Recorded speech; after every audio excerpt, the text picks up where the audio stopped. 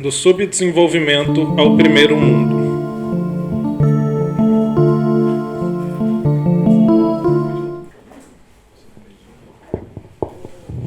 Olá pessoal, eu sou a Carol. A minha apresentação foi ontem, né? Hoje eu só vou aqui acompanhar o debate aqui do pessoal. E quem que vai começar? Você? Bom, pessoal, bom dia a todos. Primeira coisa que, quando eu fui convidado para participar, eu fiquei imaginando como abordar algo tão abstrato como crise e criatividade. Falei, qual crise, né? Criatividade até que é interessante, né? O povo brasileiro é criativo, sobrevive a dengue por tantos anos, agora vai sobreviver também ao coronavírus, essas besteiras assim. Bom, isso é uma coisa, né? Agora, crise, né? O que seria essa crise? De fato, eu imaginei que existem duas grandes crises. A crise do sistema, e aí voltamos para a política, para a sociologia, enfim. O sistema capitalista, né, que se tornou hegemônico no final do século passado. E a crise do indivíduo, também, que muitas vezes é esmagado por essas questões universais, questões maiores, mais amplas. Eu, particularmente, me interessa assim, a precarização do trabalho, por exemplo, que é um dos temas aqui, um dos focos desse evento, né, que eu vi que é a questão do trabalho. Né? Eu, particularmente, acho que o trabalho caminha para a extinção e deveria ser extinto, porque trabalhar é bem chato. Eu gosto de ficar à toa, ouvindo música de preferência. Tem uma guitarra lá em casa, que o Wellington conhece, e que ela está parada. Comprei um encordoamento tem um mês, e, infelizmente, chega o final de semana, eu vou para o bar e esqueço de pegar a guitarra e trocar o encordoamento. Então, assim, falta-me tempo mais útil do que eu gostaria. Então, o meu tempo, assim, para o trabalho, mas na verdade o trabalho ainda continua, me parece que indispensável para a sociedade, né? O problema é a escravidão através do trabalho, que eu tenho notado, assim, os indivíduos se tornando objetos cada vez mais, sendo a sua força de trabalho sendo usada, e eles continuam insatisfeitos, aparentemente, né, eu imagino, porque, especialmente para nós, num país em que economicamente a maioria da população não tem acesso aos bens que imaginamos serem necessários, né? Aí eu falo tanto dos bens materiais, evidentemente, e espirituais. Então, para mim, isso é um problema. A falta de condições mínimas de satisfação do ser humano. E imagino que isso deve ter reflexos na psicologia das pessoas, né? Porque um indivíduo, quando está satisfeito materialmente falando, isso, a remuneração do seu trabalho, as condições da sua vida, familiares, isso deve refletir na sua psique, né? E aqui nossa colega poderá falar um pouco desse aspecto. E isso permeia a questão do trabalho permeia, evidentemente, toda a vida do ser humano, né? E eu entendo que, para tentar buscar uma possível solução para isso, existe um elemento essencial, e eu acho que geralmente todos concordam com ele, que tem a ver com a questão da educação. Inclusive para revermos o que é importante para nós, o que é importante para a sociedade. Seria a sofisticação ou uma vida simples, por exemplo? São dois aspectos que mudam radicalmente a forma das pessoas entenderem a vida, né? Eu tenho uma filha, por exemplo, que está morando no Cazaquistão, onde é bailarina. Está odiando lá por causa do frio, o isolamento, uma língua totalmente estranha.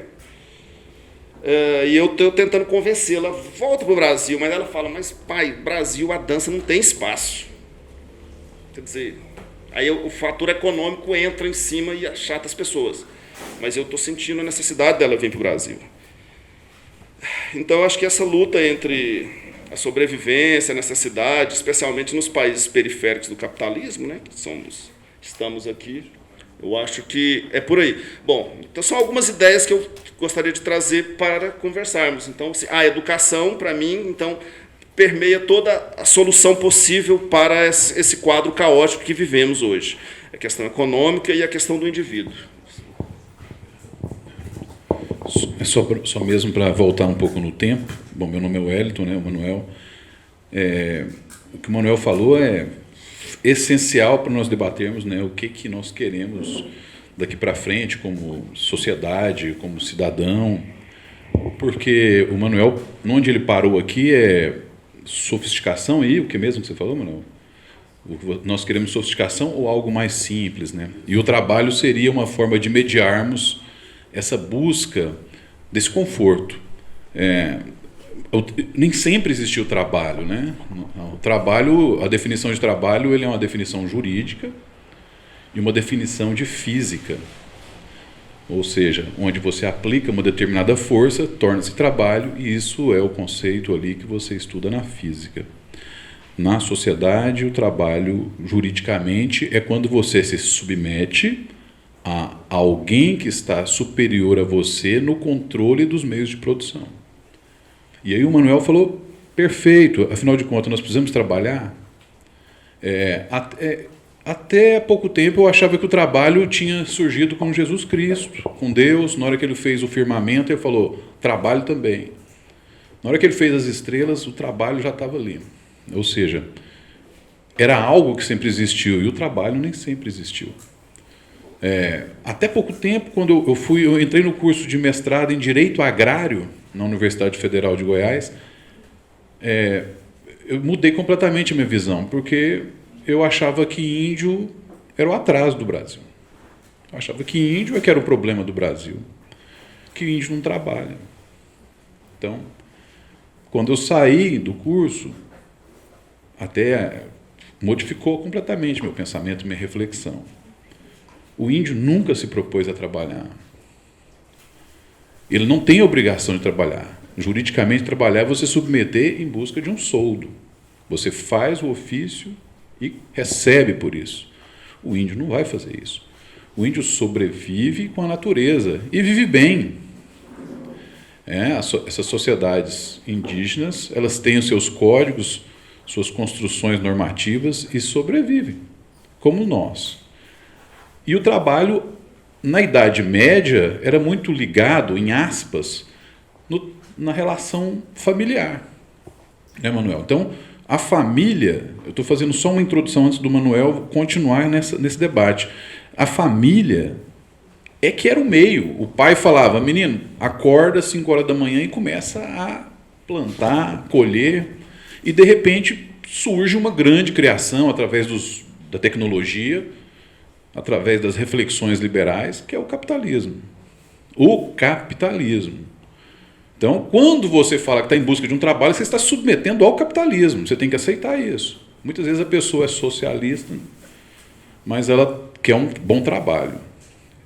E o trabalho, quando ele surge, ele rompe essa família tradicional, medieval, separa a família. Às vezes as pessoas deixam de ver seus filhos, vão para as fábricas, ficam 15, 16 horas trabalhando para ganhar pequenos, míseros, o que era pago na época.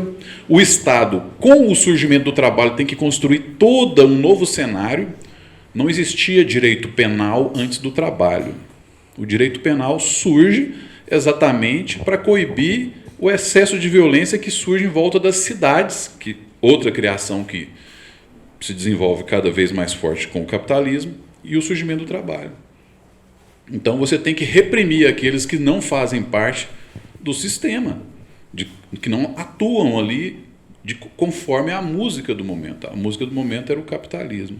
Então esse trabalho, só para introduzir o Manuel novamente, é uma criação nossa. Nós aceitamos, nós nos estabelecemos com ele e nós vamos ligar ele até chegar hoje. O Bauman, que é um dos teóricos da pós-modernidade, porque nós temos o Ulrich Beck, tem o Giddens, tem vários outros, são sociólogos, né, da área de sociologia, eles trabalham muito bem isso. O Bauman fala que... É interessante que eu estava lendo agora, o Manuel me mostrou a ementa do evento. Essa ementa é fantástica, porque ela bate muito bem com o que o Bauman fala. O Bauman falava o seguinte: a sociedade se divide, no século passado, em duas: a da produção e a da produção passa para a do consumo. Quando essa sociedade sai da produção e é tudo isso que a gente falou do passado, ou seja, esse acúmulo de trabalho, e vai para o consumo, que é isso que o Manuel quer, tocar a guitarra dele, essa sociedade de consumo, ela surge uma transformação brutal na forma de agir, pensar, de ser, de criar. Aí entra a questão da criatividade. O Bauman fala exatamente isso. O que ele fala? Ele cita, inclusive, se eu não me engano, o Sartre. Ele fala, o Sartre falava que o jovem chegava, se estabelecia na sociedade, estava saindo ou no meio da adolescência e falava assim, tenho que ter um projeto de vida. Eu tenho que ter um projeto de vida. Isso era o que o Paul Sartre falava e o Bauman concorda. Ele fala, quando era jovem, eu tinha um projeto de vida. Crescer, estudar, ter filhos, fazer um curso superior. E ele fala que essa ideia da sociedade de produção, que foi implodida no passado, e nós passamos agora a ter uma sociedade do consumo. Na sociedade do consumo você não tem garantia de nada. E daí vem a ideia dele do que é líquido. Então a sociedade líquida é exatamente essa a concepção dele. Você não tem segurança nos próximos meses. Os seus capítulos, eles não foram escritos ao contrário do passado, em que você já sabia mais ou menos como é que se desenvolveria. Então, o Manuel introduziu muito bem a história da filha dele.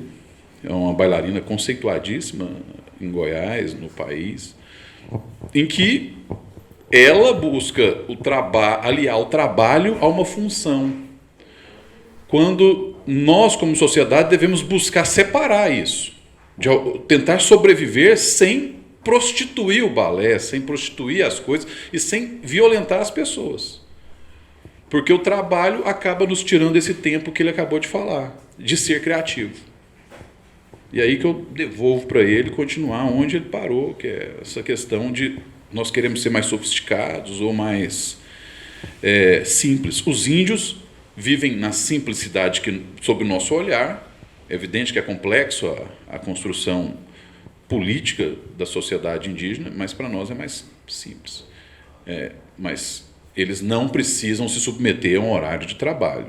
Eles podem ser criativos, mais do que a gente. Bom, é um assunto, evidentemente, que há várias abordagens, né, assim, praticamente infinitas, como a maioria dos assuntos, mas eu gostaria de puxar a atenção para a questão da educação, porque o que vai ser do futuro, não sabemos, evidentemente. Temos indicativos, mas podem mudar radicalmente ou mudar aos poucos, enfim. Agora, o que nos pode dar alguma segurança, eu imagino, é a educação, que é o conhecimento, né? E esse conhecimento, essa educação, me parece que se torna mais urgente no momento atual, quando estamos revendo forças sombrias voltando a, pelo menos se mostrando abertamente, seja no nível político, seja no nível social, né? Quem imaginou que voltaríamos a discutir terra plana? O que mais que se discute hoje? Se é possível admitir o fascismo, enfim, ideias, né? Como ousam tanto, por exemplo, vir na televisão, praticamente em cadeia nacional, não se usa mais, mas enfim, num órgão de divulgação da internet, e fazer um discurso em que se tenta conter a arte, conter a criatividade, representando supostamente uma cultura elevada.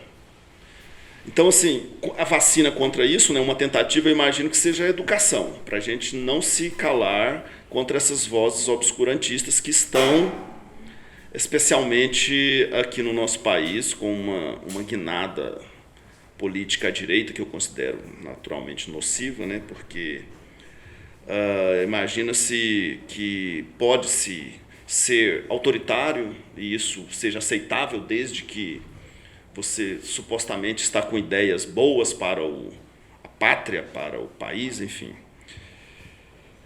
E, ao mesmo tempo, a gente vê que o sistema continua privilegiando o indivíduo no seu aspecto de coisificação do indivíduo. Você precisa trabalhar para sobreviver, mas assim, cegamente. Você não precisa questionar nada. Você tem que ser mais um objeto. Você tem que trabalhar para consumir, trabalhar novamente, cegamente. Então, eu acho que essa cadeia precisa ser rompida, né, de alguma forma, de preferência de uma forma educada, com educação, né? Então, eu acho que é alguma coisa nesse sentido. E eu gostaria de pedir, como que é seu nome mesmo? Desculpa. Para a Carol, especialmente, se for possível, comentar essa questão da crise no aspecto, até que ponto a crise coletiva, né, do sistema econômico, social, ela influencia diretamente no indivíduo, né, na alma do indivíduo, se isso é um fator de adoecimento mental, ou enfim, alguma coisa nesse sentido. Eu acho que cabe muito. Eu não sei se vocês estavam aqui ontem, né? A gente estava falando da questão, pelo menos o tema que eu trouxe foi em relação à insatisfação com o trabalho, né? E aí a gente traz essa questão, né? Que a gente discutiu um pouco no final a questão do empreendedorismo, né? O quanto que as pessoas hoje são empreendedoras de verdade, estão buscando isso, ou quanto que elas estão fazendo isso por uma necessidade, porque elas não estão conseguindo lidar com o que está acontecendo hoje, né? Com essa crise econômica e tudo mais. Então, é mais uma necessidade, a gente estava falando dos Ubers e tal, do que propriamente algo que tem um significado, né, para a pessoa, porque a gente sabe do nosso país como é que está, e a gente fala muito na psicologia a questão de ter significado nas coisas, porque você pode fazer o que for, mas se você...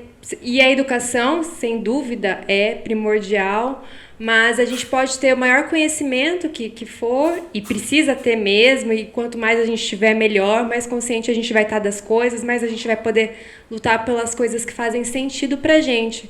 Mas às vezes a gente busca muito no fora, né? E a gente precisa voltar um pouco para dentro, para a gente poder encontrar outros significados. E aí, na psicologia, a gente fala da crise como uma possibilidade de poder entrar em contato com outras coisas que fazem sentido de fato para a gente, e a criatividade vem junto com isso. Porque quanto mais a gente está trabalhando por trabalhar e se afastando do lado de tocar guitarra, né? Eu acho meu trabalho um saco. E eu estou trabalhando por necessidade mesmo. E às vezes eu não vou poder tocar guitarra. E aí? Como é que fica a minha criatividade? Então hoje, provavelmente, a sua guitarra te ajuda na sua criatividade. Mas e se você não tiver a sua guitarra, como é que fica? Então, penso um pouco assim, da crise para os psicólogos, mais nesse sentido de poder entrar em contato com algo interno, e além de toda a busca, né, que a gente tem externa, e todo o conhecimento e educação que precisa ter, e toda a necessidade de crise que o país está fazendo, a gente tem que passar. Acho que a questão do trabalho, que você trouxe do capitalismo, é muito importante, porque hoje a gente construiu uma história de trabalho muito ligada a uma necessidade. A gente foi construindo isso e foi ficando. E vai se perdendo um monte de coisa. E aí a criatividade, acho que mais nesse aspecto, né? Como algo que todo mundo tem, mas a gente vai perdendo. E todo mundo tem potencial, né? Enfim, aí é uma discussão muito grande. Eu acho que... Você quer falar mais alguma coisa? Eu acho que se completa muito bem o que você disse sobre essa insatisfação com o trabalho. Ela é grande porque as pessoas... como eu estava falando, voltando na linha que eu estava desenvolvendo, do que o Bauman diz bem, é que essa sociedade passou a ser uma sociedade integrada por indivíduos cada vez mais personalíssimos. No passado, nós tínhamos uma ideia de sociedade de massas. Na comunicação, os teóricos da comunicação já deixaram essas teses de sociedade de massa. Tem Lazarsfeld, tem Wolff, tem vários teóricos que abandonaram essa concepção de átomo. mas não se abandona a ideia de individuação em que as pessoas passam a ter um comportamento único, exclusivo e quase que elas são extremamente personalizadas, não são mais como aquele grupo homogêneo que nós tínhamos no passado. Então, se no passado, esse passado que eu falo é essa sociedade da produção, as pessoas agiam mais ou menos muito parecido, hoje nós temos vários jovens com 12 anos de idade que pensam completamente diferente, com produtos completamente diferentes, com uma liberdade extrema de informação e comunicação. Por quê? Porque nós vivemos a sociedade da informação. Essa é uma conquista dessa modernidade que começa a se transformar em pós-modernidade. Então, esse indivíduo solitário, sozinho, ele começa a interpretar o trabalho da forma com que ele entende. Então, daí que vão surgindo mudanças criativas nessa concepção. Mas se existe algo que todos concordam, é que essa definição jurídica do trabalho é que é um problema. Qual que é a definição jurídica que eu acabei de dizer? Você tem que se submeter ao seu patrão. Se você abandonar o seu trabalho, demissão por justa causa. Existe lá na CLT uma série de ordenações para você perceber que quem manda não é você. Então, esse empreendedorismo que você está falando, isso não é trabalho. O empreendedorismo não é trabalho. Aí já é um problema maior, econômico da sociedade, as pessoas não têm dinheiro e têm que sobreviver. E isso é a outra violência que nós temos agora, é um efeito residual, em parte, da falta de trabalho. Então, é aí que está a questão, porque essa crise que você diz, os sociólogos da pós-modernidade, Ulrich Beck, esses que eu falei, todos acreditam que nós vamos superar. Nós não sabemos para onde nós vamos, mas nós vamos superá-la. E talvez essa noção de trabalho deixe, igual o Manuel falou brincando, de existir. Por quê? Os grandes capitalistas que até então davam trabalho, hoje eles preferem viver com dinheiro no banco. Então, hoje, quando você vê um industrial, você tem que falar, olha, dos capitalistas, esse é corajoso. Ainda que ele pegue $1,5 bilhão de dólares no BNDES. Mas tem um grupo acima dele que não quer saber de nada. Ele é desterritorializado, ele vive em outro lugar, não tem contato com vocês, nem comigo, e ele não tem trabalhador. O dinheiro pinga na conta dele através do sistema financeiro. Então, se esse cara não investir mais, como é que vai ter? Aí você fala, mas e a produção? A produção, as máquinas começam a substituir. Eu sou jornalista, já tenho um programa de inteligência artificial que faz notícia. Já tem uma banda que toca muito bem no YouTube, que é feita só de máquinas. Então, a sociedade ciborgue, ela começa a dar as caras. E aí, para onde vai a gente? É aí que essa crise vai gerar mais criatividade. O Bauman é otimista com isso. Essa crise vai gerar criatividade. A criatividade nos anos 30, 40 era diferente de hoje. Porque a criatividade acontecia quando você errava a rua. Eu sabia o endereço da minha namorada e eu ia andando só por aquele caminho, mas sem querer eu errava a rua e eu pegava outra esquina e aí eu criava algo. Aí existe a diferença entre criatividade e originalidade. Na arte, isso aí quem discute bem é Humberto Eco, obra aberta. Então, você pega um jazzista clássico como Charlie Parker ou John Coltrane. O John Coltrane, perguntaram para ele, John, como é que você foi tão original usando escalas de tons inteiros, misturando elas com as harmônicas, se ninguém usava isso antes? Aí a resposta certa, e ainda hoje muita gente vive assim, e aí é o problema do Brasil, subdesenvolvido, aí entra a questão da educação, é que o John Coltrane falou assim, olha, eu não copiei um saxofonista. Porque todo mundo que é guitarrista copia guitarrista. Todo pianista fica olhando pianista. Toda costureira que é costureira fica olhando costureira. O John Coltrane falou, não, meu amigo.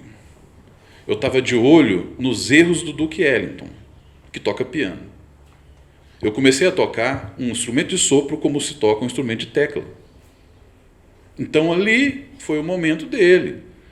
Só que essa estratégia hoje não funciona.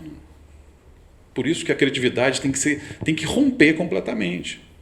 E aí entra a discussão. O que vem no futuro? Então, eu acho que o que o Manuel diz de educação é importante, porque nós temos uma chuva, uma tempestade lá fora, e se nós estudamos pelo menos os parâmetros de tudo, o que é educação? Né? Educação é você estudar tudo que veio antes. Né? Quem fala que vem depois geralmente é sociólogo e astrólogo, então, e pastor, que fala o que vai acontecer. Então, assim, a educação é estudar todos os parâmetros do passado, prever esse futuro de forma didática. Mas a criatividade que vem aí, eu acabei de trazer para vocês, a ideia de que os índios estão muito bem. Os índios não estão com problema de enchente, não estão pegando doença, não estão desempregados, eles não entram na fila de desemprego. Nós massacramos, dizimamos uma civilização que não precisava da gente, não precisava do trabalho, não conhece Sebastião Bach, não conhece a Europa. E achamos que o nosso modelo é que é o certo. De felicidade. Então nós importamos todos os contextos. Lá no finalzinho tem a ideia de felicidade. Né? E aí nós dependemos de alguns sistemas, que os índios têm os deles lá, mas não é o nosso. Por exemplo, acreditar na democracia. Nós acreditamos na democracia, mas a China é muito boa. Na China, eu estive na China, eu entro na internet, eu não posso nada. Eu procurei Vila Nova Futebol Clube, eles não deixam eu procurar. Não deixa. Sex, se você procurar lá, não vai ver essa palavra. Então, quer dizer que é bom viver na China? A economia planificada deles. Então, esse futuro da criatividade e de certa forma, do que vem aí do que vem é a grande incógnita nossa. O trabalho como está hoje, ele não vai voltar. Os servidores públicos, como são vistos hoje, eles vão ser descaracterizados. E já está com os empreendedores na rua, o exército de Uber. Né? Então, esse é um dilema, sobretudo, político e econômico. Né? Vou passar para o Manuel, que o Manuel tem muito mais outras coisas para falar. Bom, na verdade, é um assunto muito amplo, né? Aqui são mais algumas impressões minhas. Me chama a atenção especialmente a questão do massacre do indivíduo perante esse sistema. O número cada vez maiores de pessoas sem condições mínimas de terem uma vida economicamente satisfatória, né? Vamos dizer assim. A descivilização, a descivilização que nós estamos vendo agora com o retorno de ideias que já seriam descartadas historicamente, a revisão da história por pessoas que simplesmente acham que podem chegar e falar que não houve ditadura no Brasil, por exemplo. Tá bom.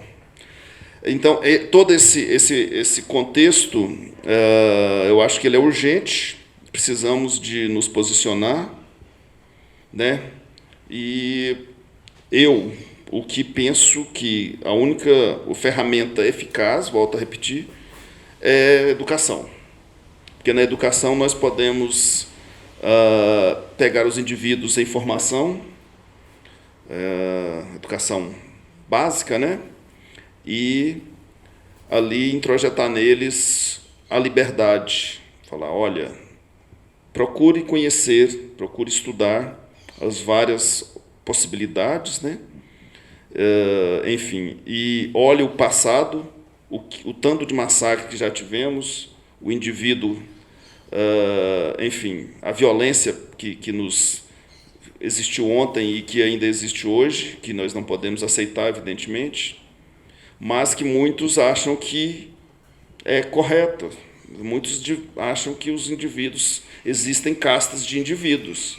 Me parece que estamos caminhando para isso. Os banqueiros estão tomando conta e fica. Aí você, Wellington, citou exatamente uma questão levantada aqui, que é a questão da abstração da força de trabalho, do indivíduo coisificado, e que o sistema, cada vez mais, ele funciona de uma forma que não faz sentido, não tem uma relação com a vida real. Enquanto o dinheiro, o capital está cada vez mais se reproduzindo para gerar mais capital, e os indivíduos que trabalham efetivamente estão totalmente alienados desse sistema. Então, isso é uma realidade que, de certa forma, me causa uma apreensão, porque não temos segurança mais pautada em aspectos reais, em profissões, né, consolidadas, igual você falou. Se hoje em dia já se podemos fabricar notícias, né, assim, eletronicamente, é uma coisa, algo que devemos refletir sobre o que é notícia, né? Porque Sociedade robótica é uma notícia de segundo plano. Se não tem um humano ali, se ela é controlada a priori, então provavelmente, porque uma das características, né, da notícia é o olhar humano, o olhar do ser humano, que tem toda uma carga de sensibilidade, e nesse caso provavelmente serão algoritmos que definem, e não a sensibilidade humana verdadeira. Mas enfim. Tem a questão essa mediação desse assunto, ele volta para a questão da política, para a questão da cidadania, dos direitos individuais, dos direitos sociais, dos direitos constitucionais, dos direitos políticos que estão nas cartas magnas que surgiram da Revolução Francesa para cá. Mas assim, o que eu acho que é importante é nós, como pensadores, né, que tentamos aprender, é fazer o striptease das coisas, né? O que existe, o que existia, o que existirá, para tentar recombinar a sociedade política, para tentarmos, pelo menos, prever esse futuro. Porque os jovens estão precisando de emprego, eles sentem essa necessidade. Se eles estivessem em uma sociedade onde o emprego não era fundamental, ok, mas isso provoca suicídio, isso provoca o cidadão se sente um fracasso. Eu estava eu estava com a minha esposa hoje, vendo que o guitarrista do Red Hot Chili Peppers foi substituído por um antigo, né? Então, o antigo entrou, e o que entrou no lugar dele era só um fã da banda. E aí a banda chegou do nada e falou, você tem que ir embora, porque o cara que era original vai ter que voltar. A entrevista do cara é de você chorar, porque você podia falar assim, não, o cara é uma estrela, não, o cara é um trabalhador que na segunda pergunta ele fala, e como é que será o meu futuro? Eu não juntei o dinheiro suficiente. Minha mãe falou para mim e agora lascou minha vida. Então, essa sociedade que o trabalho deixa de ser referência, ela já está acontecendo. A artista que ganhou os 6 Grammys, nunca uma mulher ganhou, chama Billie Eilish. Tem 18 anos. Isso não existe. Uma menina de 18 anos que começou a compor com 13. A menina é de outro mundo. Como é que surge a Billie? É o empreendedorismo verdadeiro. Ela não precisa de necessidade. Ela não foi para a escola. Então, a educação, do jeito que está aí, do que o Manuel está falando, se for formal, não. Ela estudou em casa com o irmão. A Billie criou todo o contexto dela baseado nas ideias que ela tem com a mãe, com o irmão. Vou fazer música pop, não tem guitarra. Olha só, falando de guitarra, a menina ganha 6 Grammy e não usa guitarra. Quer dizer, os guitarristas estão pé da vida com ela. Ela faz letra mórbida, densa, uma menina de 13 anos de idade. E a gente não achava que existia um público para isso. Até Suicida falam que ela é satânica, né, os evangélicos. Então, a Billie aí é um sucesso, vocês procuram aí, né? A gente tem que acompanhar, senão a gente para lá nos Beatles e é a Billie que é o momento. Mas a questão da criatividade, só para finalizar, eu acho que já trouxe essas ideias, ela depende muito do Estado. É só para você ter ideia, que depende do Estado, não do Estado para te empregar, mas às vezes até para te empregar. Mas ela depende do Estado, o olhar do Estado que o Estado tem para o indivíduo. E aí é a relação sua. E aí o Habermas tem uma teoria muito importante, que é a teoria da esfera pública. Nós temos que criar cada vez mais esferas públicas. Isso aqui é uma esfera pública, um show de rock é uma esfera pública, para debater o que nós queremos do Estado. Enquanto o Estado joga uma ideia, a gente fica batendo cabeça, a gente tem que bater cabeça visando o Estado. Mas só para desenhar essas ideias que a gente está falando aqui, a principal manifestação cultural do Brasil, para mim, eu acho que é a música. Assim, ela tem uma autenticidade muito grande e são duas, eu acho importantes. Tem mais, mas assim, o samba e o choro. O samba é uma coisa, veio do morro. Mas o choro foi feito por servidores públicos. Servidores públicos sobrando tempo. Sabe aquele servidor público safado que você fala assim, 4 horas da tarde, que já vai desacelerando? O parasita que o Guedes falou, às 4 horas da tarde, ele já chegava com os amigos dele e falava assim, ó, galera, vamos dar uma parada aqui e já vamos emendar, pega os instrumentos e já vamos para tal lugar. Eles tocavam música erudita, mazurcas, poloneses, eles tocavam Chopin, mas eles colocaram um cara para tocar a flauta na frase que fazia o piano. E foram tornando mais ligeiro aquilo. E, através do serviço público, surgiu o choro. Então, as coisas criativas, elas não têm uma definição certinha para surgir, não. Pode ser que o choro surgiu e não vai surgir da mesma forma essa coisa. Bom, o heavy metal tem sua história, o punk como surge, o samba. Então, essa relação com o Estado, ela tem que ser discutida muito mais. Assim, as pessoas falam, não gosto de política. Aí, então, a origem disso aí tudo está. A origem está nesses grupos centrais de debate. Religião, cultura, política, essas coisas. E nós precisamos voltar sempre nesse debate de família, né? A família, ela é importante. Voltando novamente a essa questão. O que seria essa menina, Billie, 6 Grammys, toca em todos os lugares, ela que mais toca no mundo hoje, ela vai falar para vocês, a minha música é um produto da família. Aí você fala, mas da família deve ser bonitinha, religiosa. Não, ela fala do capeta, das coisas ali mesmo. Então, assim, da família. É a família dela, é a relação dela com a mãe e principalmente com o irmão. Conheçam a Billie. Bom, da minha parte, eu acho que as considerações que eu tinha que fazer eram essas, né? Acho que o tempo também já está... Não era nenhuma pretensão de aprofundar demasiadamente em algum assunto, era mais algum olhar, pelo menos da minha parte, era para falar algumas impressões minhas sobre essa questão de crise e criatividade, né? Eu acho que o Wellington falou muito bem, né? Criatividade é algo que, se alguém soubesse a fórmula, seria maravilhoso, mas, enfim, deixaria de ser. Ela continua sendo uma incógnita, né? Dos lugares mais inesperados aparecem. Da várzea mais impossível aparece aquele grande jogador, por exemplo, criativo, o Mané Garrincha, Neymar, enfim, o Michael agora, enfim. É isso da minha parte.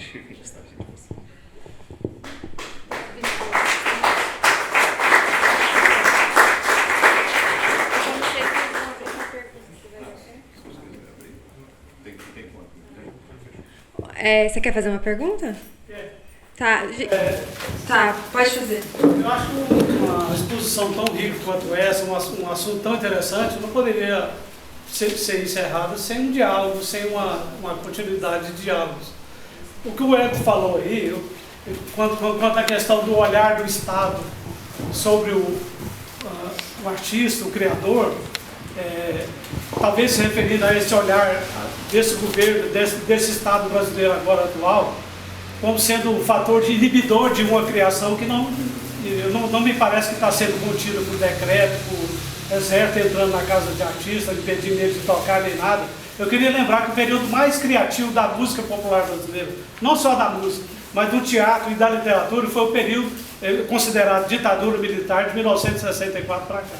Foi quando surgiu Milton Nascimento, Caetano Veloso, os Novos Baianos, tudo que tem de rico e de bom na música popular brasileira surgiu nesse período. E depois que acabou a ditadura, não defende ditadura nenhuma para estimular a criatividade.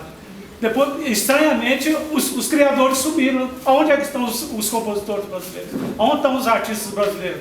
O teatro brasileiro nunca foi tão medíocre, a literatura nunca foi medíocre, ela só fica fazendo os romancistas que têm algum sucesso, tipo Chico Buarque, só fica fazendo literatura falando de tortura, falando de repressão militar. Então, agora, por exemplo, você citou a questão da Bíblia, eu não sabia dessa pessoa, não sabia que existia. Essa questão que você levanta é muito importante. Você esteve na China, você viu lá que lá você não pode escrever a palavra sexo no seu celular, que você já tem um espião entrando na sua casa. Então, é o seguinte, talvez esse Estado totalitário, onde tudo é organizado pelo Partido Comunista, por um partido único, não seja o ideal para artista, não seja o ideal para a civilização e o ser humano. E quanto à questão da precarização do trabalho, essa demissão aí de um guitarrista por outro, o guitarrista mais novo ser demitido para o retorno do antigo, isso mostra que a precarização do trabalho existe em todo lugar onde tem um patrão que paga, ele vai exigir, ele tem o direito de escolher qual que vai ser o seu empregado. Se isso acontece no mundo do rock, imagina no mundo comum, no mundo normal das pessoas. Normal, exatamente. Que o mundo do rock também é normal. Então, eu quero fazer essas considerações sobre, por exemplo, critica-se muito a recente precarização do trabalho e a alteração de uma legislação trabalhista que vem de 1930, da era Vargas, e que foi inspirada pelo fascismo italiano.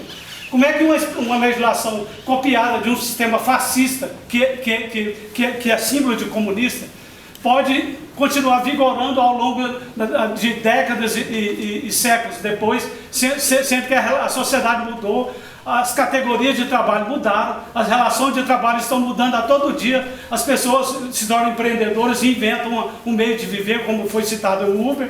Ou seja, a criatividade da sociedade não pode ser tolhida por uma legislação mecânica e ferrenha, que ela tem quase um século. Ela tem que ter tanto isso é verdade que depois que foram feitas algumas alterações na legislação do trabalho, ao invés de diminuir, de aumentar os empregos, diminuiu. Foram criados 3 milhões e 500 mil empregos até agora.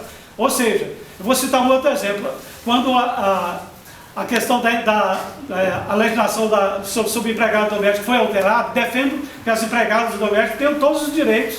Acho que é maravilhoso isso e é imprescindível. Só que o que aconteceu depois disso? Houve um grande desemprego em massa das empregadas domésticas. Ou seja, não adianta você ter uma legislação que te dá todos os direitos, mas você não tem emprego. A grande questão hoje dos jovens é ter emprego, é ter um trabalho, iniciar a trabalhar. Hoje nós temos jovens que se formam na universidade e não tem como entrar no mercado de trabalho, porque absolutamente não há condição social e econômica para ter emprego. Então essa questão do suicídio, às vezes suicida não é só a pessoa que está desempregada, mas às vezes a onda de suicídio ela ocorre por fatores. A palestra anterior brilhante também, o expositor colocou aqui, houve no ano passado uma onda de suicídios no Brasil e em Goiânia também, e essa onda de suicídio pegou gente de todas as classes sociais. Eu fui numa palestra na Associação Médica em que médicos estavam alarmados com o índice de suicídio dentro da classe médica. Se foi citado lá, inclusive, um caso de uma médica recém-formada, moradora do setor oeste, bem de vida, trabalhando na profissão e pulou do prédio, simplesmente por essa onda de suicídio. Então, há fatores extra-psicológicos até, ou extra-sociológicos, que fazem com que esse tipo de desastre aconteça na sociedade. Agora, cabe à psicologia, cabe à filosofia, à sociologia discutir isso. Então, eu acho que a gente tem que pegar esses assuntos e, de certo modo, não ser tão simplista, não quer dizer que vocês foram. Mas eu acho o seguinte, com relação à questão do trabalho e à questão do Estado, eu por exemplo, a minha opinião de que o Estado brasileiro não está interferindo na criatividade artística de ninguém. Quem quiser tocar a sua guitarra, que toque, quem quiser compor a sua composição, que componha, quem quiser escrever o seu livro, que escreva. O Estado não está interferindo na minha criação. Olha, eu tenho uma coisa assim para dizer, diante inspirada na sua fala. Em 70, meu irmão foi preso porque fazia um jornal da quadrilha de São João, lá em Alagoas. E foi muito esquisito aquilo, porque era uma brincadeira de rua e, de repente, chegou a polícia lá em casa e levou meu irmão. Era um movimento natural, né? Isso já se via, na verdade. Isso. Ele veio um regime que barra, né? Ou seja, Então, meu irmão foi preso e foi muito estranho. Minha mãe saiu desesperada e gritava do lado de fora da Polícia Federal. Era um momento de criatividade, mas meu irmão estava preso. Aquilo ali, ele estava sendo, né, avaliado, investigado e foi muito esquisito. Enquanto isso, o processo de criação que acontecia lá fora não era uma aprovação nem uma resposta vinda da dor do meu irmão. Era um proclame. Deus, ó Deus, onde estás que não responde? Em que mundo, em que estrela tu te escondes? Embocado no céu. Há 2000 anos que mandei meu grito, que de balde desde então corre infinito. Onde estás, Senhor Deus? A poesia nascida da dor que Castro Alves sentia daquelas pessoas não era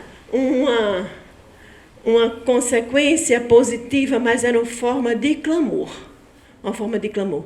Os momentos de criação necessariamente não acontecem só por conta da dor. Eles acontecem tanto para inebriar, quanto para dizer, vamos olhar para isso. É a única solução. Então, assim, o período da ditadura, ele foi cruel, foi terrível.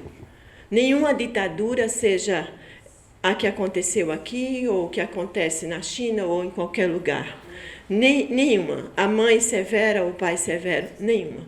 Então, assim, as dores que aconteceram de centenas de pessoas não podem ser usadas para dizer que foi um momento criativo de ninguém. De ninguém. De ninguém. Só isso que eu queria dizer em respeito a esse momento que eu estive, né, que eu estive sentindo em casa. Eu acho.